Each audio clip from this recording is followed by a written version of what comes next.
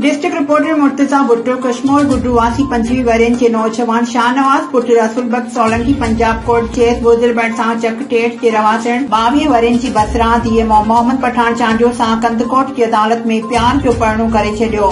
जॾहिं त उन मौके ते मीडिया सां ॻाल्हाईंदे माई बसरा जो चवण हो त मां पंहिंजी रज़ा ख़ुशीअ सां बग़ैर कंहिं ज़ोर ऐं ज़बरदस्ती जे शाहनवाज सोलंकीअ सां कंदकोट की अदालत में शादी कई आहे।